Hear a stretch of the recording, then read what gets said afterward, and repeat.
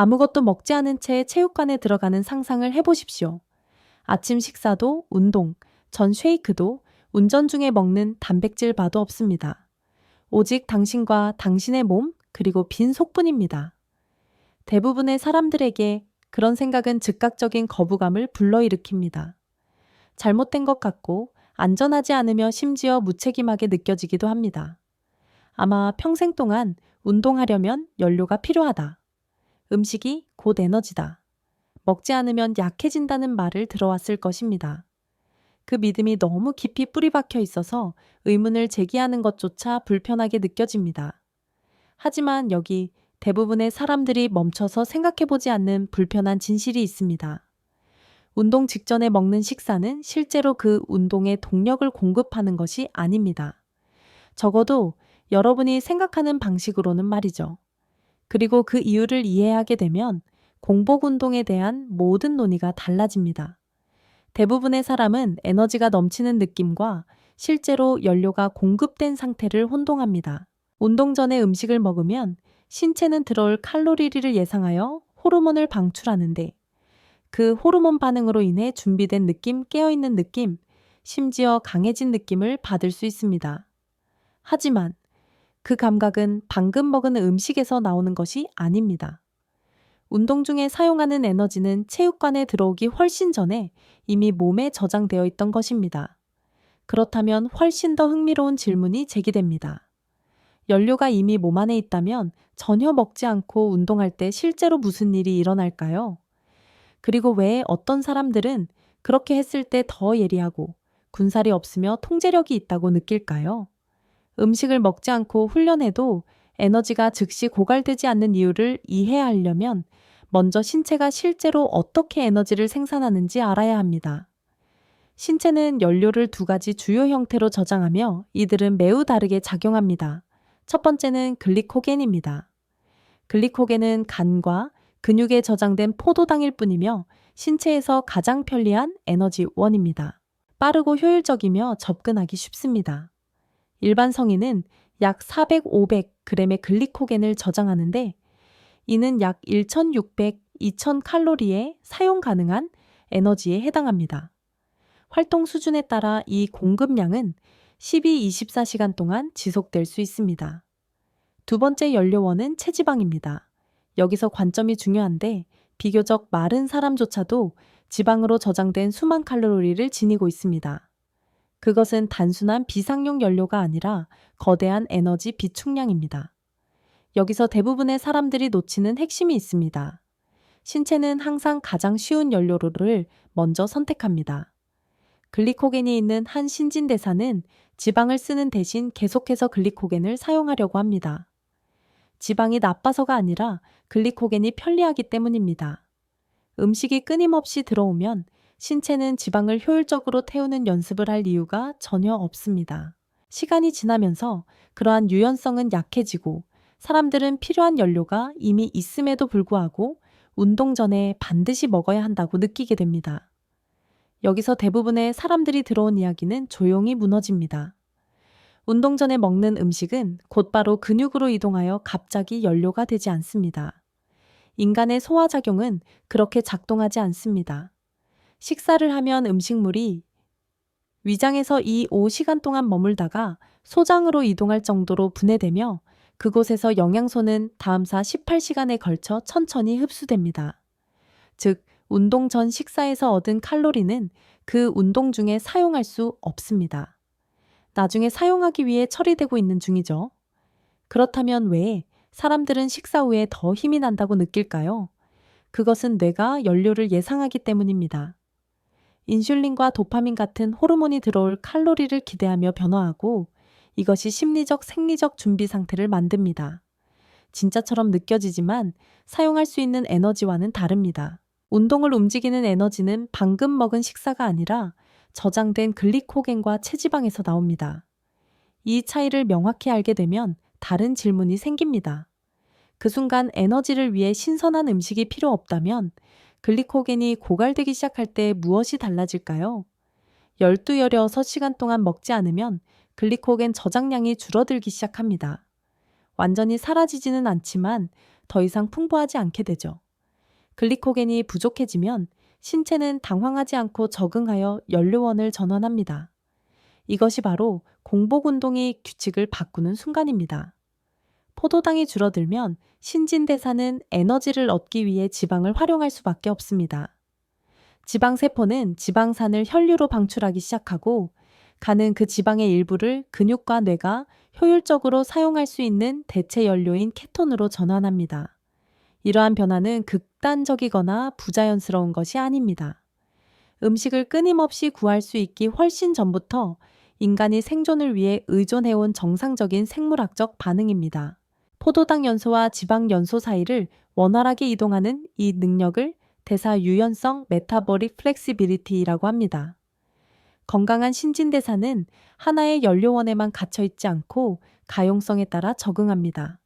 하지만 하루 종일 자주 먹고 특히 정제된 탄수화물을 섭취하면 신체는 그 전환을 연습할 필요가 거의 없습니다. 시간이 지남에 따라 고장난 것이 아니라 필요가 없었기 때문에 지방 연소 효율이 떨어지게 됩니다. 공복 운동은 그러한 요구를 다시 불러옵니다. 그것은 스트레스나 긴급함 없이 저장된 에너지에 접근하도록 신체를 훈련합니다. 그리고 그 스위치가 다시 작동하기 시작하면 항상 배가 부른 상태에서 운동할 때는 경험할 수 없는 일련의 내부 변화가 따릅니다. 신체에 더 이상 외부 포도당이 넘쳐나지 않게 되면 매우 다른 내부 환경이 형성되는데 바로 인슐린 수치가 떨어지는 것입니다. 이는 대부분의 사람들이 깨닫는 것보다 훨씬 더 중요합니다. 인슐린은 지방 연소 호르몬이 아니라 저장 호르몬입니다. 인슐린이 높으면 지방은 사실상 지방세포 안에 갇혀 있습니다. 인슐린이 낮으면 그 잠금 장치가 풀리고 지방에 접근할 수 있게 됩니다. 공복, 운동 중에는 혈류로 들어오는 신선한 포도당이 없으므로 인슐린은 억제된 상태를 유지합니다. 그 사실 하나만으로도 훨씬 더 많은 지방이 방출되어 에너지로 사용될 수 있게 됩니다. 다수의 연구에 따르면 공복 상태에서 유산소 운동을 수행할 때 식사 후 같은 운동을 할 때보다 지방 산화가 20-30% 증가할 수 있다고 합니다. 이것은 단순한 동기부여의 말이 아니라 생리학적 사실입니다. 동시에 또 다른 강력한 호르몬인 성장 호르몬이 급격히 상승합니다. 성장 호르몬은 두 가지 중요한 역할을 합니다. 하나는 지방세포에 저장된 에너지를 방출하라는 신호를 보내는 것이고 다른 하나는 근육 조직이 분해되지 않도록 보호하는 것입니다. 단식 그 자체만으로도 성장 호르몬이 증가하고 운동만으로도 성장 호르몬이 증가합니다. 이 두 가지를 결합하면 그 효과는 증폭됩니다. 일부 연구에서는 공복 상태에서 운동할 때 성장 호르몬 수치가 기준치보다 몇 배나 증가하는 것으로 나타났습니다. 이것이 바로 공복 운동을 해도 근육이 빠지지 않아 놀라는 사람들이 많은 주된 이유 중 하나입니다. 실제로 많은 사람이 체지방을 줄이면서도 근육의 탄력을 유지하거나 심지어 향상시키기도 합니다. 여러분의 몸은 생존을 최우선으로 여깁니다. 근육은 귀중한 조직입니다. 근육이 있어야 움직이고 일하고 음식을 찾을 수 있기 때문입니다. 에너지가 부족할 때 우리의 생물학적 시스템은 근육을 파괴하려 들지 않습니다. 대신 호르몬이 변화하여 근육을 보존하면서 지방에서 연료를 끌어옵니다. 이것은 편법이 아니라 우리 몸에 내장된 시스템입니다. 이러한 과정들이 동시에 일어난다는 것을 이해하면 지방 감량은 더 이상 싸움처럼 느껴지지 않고 자신의 생리적 기능과의 협력처럼 느껴지기 시작합니다. 이러한 호르몬 변화가 일어나는 동안 배경에서는 조용히 또 다른 중요한 변화가 일어납니다. 바로 인슐린 감수성이 향상되는 것입니다. 인슐린 감수성은 세포가 인슐린에 얼마나 효율적으로 반응하는지를 나타냅니다. 감수성이 높으면 신체는 포도당을 근육으로 이동시켜 사용하거나 저장하는 데 아주 적은 양의 인슐린만 필요로 합니다. 반면 감수성이 낮으면 같은 결과를 얻기 위해 더 많은 인슐린을 분비해야 합니다. 시간이 지나면서 이러한 패턴은 에너지 고갈지방 증가 대사 기능 장애로 이어집니다. 공복 운동은 그 악순환을 끊어줍니다. 먹지 않고 운동할 때 인슐린 수치는 이미 낮은 상태입니다. 근육은 여전히 연료를 필요로 하므로 인슐린이 거의 관여하지 않아도 혈류에서 포도당을 끌어오는 효율이 높아집니다. 신체는 더 적은 자원으로 더 많은 일을 하는 법을 배우게 되며 이러한 개선 효과는 운동이 끝난다고 사라지지 않습니다. 운동 후 몇 시간 동안 지속되며 시간이 지날수록 효과는 축적됩니다.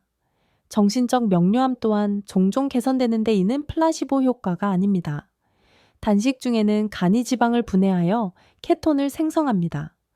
케톤은 뇌혈관 장벽 BBB를 통과하여 뇌에 안정적이고 효율적인 연료원을 제공합니다. 많은 사람이 공복 상태에서 훈련할 때 더 차분하고 예리하며 집중력이 높아진다고 보고합니다. 또한 단식과 운동은 학습 기억력, 뇌 회복력을 지원하는 단백질인 BDNF, 뇌율의 신경영양인자를 증가시킵니다. 여기에 각성 상태와 관련된 신경 전달 물질인 노르에피네프린의 상승까지 더해지면 이러한 정신적 변화가 조야 이해되기 시작합니다. 여러분의 뇌는 이 상태를 의미 있고 적응이 필요한 상황으로 인식하고 반응하는 것입니다. 이 모든 것이 이토록 원활하게 작동하는 데에는 진화적인 이유가 있습니다. 인류 역사의 대부분 기간 동안 음식은 보장된 것이 아니었습니다. 우리 조상들은 아침에 일어나 밥을 먹고 나서 움직일 에너지가 충분한지 결정하지 않았습니다. 그들은 배고픈 상태로 깨어났고 나중에 먹기 위해 먼저 움직여야 했습니다. 사냥, 채집, 장거리 이동 등은 모두 공복 상태에서 이루어졌습니다. 만약 인간의 몸이 음식 없이 약해지거나 정신이 흐릿해지거나 쇠약해졌다면 우리 종은 살아남지 못했을 것입니다. 오히려 그 반대의 특성이 선택되었습니다. 식량이 부족할 때 더 기민하고 더 집중하며 더 유능해진 개체들이 살아남아 유전자를 물려주었습니다. 여러분의 몸에는 여전히 그 프로그래밍이 남아 있습니다. 신체는 단기적인 단식을 위험으로 해석하지 않습니다. 오히려 자원을 동원하고 집중력을 높이며 가장 중요한 것을 보존하라는 신호로 해석합니다. 공복 수행 능력은 현대의 비법이 아니라 고대의 기능입니다. 공복 운동이 효과가 있다는 것을 이해하는 것과 그것을 지능적으로 적용하는 방법을 아는 것은 별개의 문제입니다. 모든 움직임이 에너지 시스템에 똑같은 요구를 하는 것은 아닙니다. 그리고 먹지 않았을 때는 그 구분이 중요해집니다. 저강도에서 중강도의 유산소 운동은 공복 상태에서 가장 효과적인 경향이 있습니다. 빠르게 걷기, 가벼운 조깅 편안한, 사이클링 꾸준한 수영과 같은 활동은 연료로 지방에 크게 의존합니다. 음식을 먹지 않고 몇 시간이 지난 후에도 고갈된 느낌 없이 이러한 노력을 장시간 유지할 수 있는 경우가 많습니다. 대부분의 사람들은 여기서 시작해야 합니다. 이를 통해 신체는 스트레스 없이 적응할 수 있고 두려움 대신 자신감을 쌓을 수 있습니다. 반면 고강도 운동은 다릅니다. 전력 질주 하이, 이트 고강도, 인터벌 트레이닝 최대 노력의 줄넘기 또는 숨을 헐떡이게 만드는 모든 활동은 글리코겐에 훨씬 더 많이 의존합니다. 단식으로 인해 글리코겐이 이미 부분적으로 고갈된 상태라면 처음에는 수행 능력이 저하되는 느낌을 받을 수 있습니다. 그것이 불가능하다는 뜻은 아닙니다. 그것은 적응하는 데 시간이 걸린다는 뜻입니다. 일부 연구에 따르면 몇 주간의 대사 적응 과정을 거치면 글리코겐 가용성이 낮은 상태에서도 고강도 운동 능력을 유지할 수 있다고 합니다. 하지만 너무 급하게 서두르는 데서 문제가 시작됩니다. 적응은 인내심에 보답합니다. 저항훈련 웨이트 트레이닝은 그 중간 어디쯤에 해당합니다. 공복 상태에서도 웨이트를 들 수 있고 실제로 많은 사람이 그렇게 합니다. 성장 호르몬은 운동 세션 중에 근육을 보호하는 데 도움을 줍니다. 핵심은 그 후에 일어나는 일입니다. 근육은 회복을 위해 단백질이 필요합니다. 공복에 훈련하고 영양 섭취를 너무 오래 미루면 신체가 재건하는 데 필요한 원료를 제거하는 셈이 됩니다. 공복 운동이 강력할 수 있지만 모든 사람에게 적합한 것은 아닙니다. 맥락이 중요합니다. 임신 중이거나 모유 수유 중이라면 신체의 영양 요구량이 높아지므로 이때는 실험할 시기가 아닙니다. 섭식장애 이력이 있는 경우 공복 훈련은 건강하지 못한 패턴을 강화할 수 있으므로 전문가의 지도에만 고려해야 합니다. 제1형 당뇨병 환자나 인슐린을 사용하는 사람은 음식 없이 혈당 조절이 훨씬 복잡해지므로 각별히 주의해야 합니다. 만성 신장 질환이 있거나 심각한 저체중이거나 식사와 함께 복용해야 하는 약물을 드시는 경우도 공복 운동이 득보다 실이 클 수 있는 명확한 상황입니다. 비록 건강하더라도 무언가 잘못되면 몸이 신호를 보낼 것입니다. 지속적인 형이증 휴식 후에도 진정되지 않는 심계항진 명료함 대신 찾아오는 혼란, 극심한 위압감 또는 메스꺼움은 멈추라는 신호입니다. 이것들은 훈련 규율의 훈장이 아닙니다. 경고입니다. 간단한 규칙이 적용됩니다. 휴식을 취하고 수분을 섭취한 지 15분 이내에 증상이 호전되지 않으면 세션을 종료하고 가벼운 것을 드십시오. 공복 운동은 통제된 느낌이어야지 벌을 받는 느낌이어서는 안 됩니다.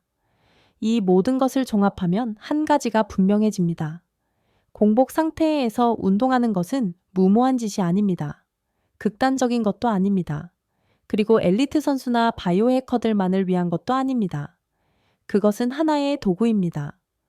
다른 도구와 마찬가지로 이해와 자제를 가지고 사용할 때 효과가 있습니다. 여러분의 몸은 기능하기 위해 끊임없이 음식이 필요하도록 설계되지 않았습니다. 적응하고 연료원을 전환하고 자원이 제한될 때 가장 중요한 것을 보호하도록 설계되었습니다. 공복 운동은 단순히 여러분의 신진대사에게 그 방법을 기억할 이유를 제공할 뿐입니다. 이것은 모든 사람이 빈속으로 훈련해야 한다는 뜻이 아닙니다. 이제 여러분이 언제 도움이 되고 언제 해가 될 수 있는지, 그리고 근육 성능이나 장기적인 건강을 희생하지 않고 어떻게 접근해야 하는지 이해했다는 뜻입니다. 목표는 고통이 아닙니다. 목표는 통제입니다. 여러분의 에너지 신진대사, 그리고 매일 몸이 반응하는 신호에 대한 통제 말이죠. 자, 진짜 질문은 이것입니다. 어떤 코치들은 절대 먹지 않고 운동해서는 안 된다고 주장합니다. 다른 이들은 공복 훈련만이 올바른 방법이라고 맹세합니다. 전체적인 그림을 듣고 난 지금 여러분의 입장은 무엇입니까? 공복 운동은 과대평가되었나요? 과소평가되었나요? 아니면 단순히 오해를 받고 있는 걸까요? 댓글로 알려주세요. 그리고 이 내용이 몸을 다르게 보는데 도움이 되었다면 여러분의 몸이 실제로 어떻게 작동하는지에 대한 더 많은 과학적 통찰력을 얻기 위해 구독해 주세요.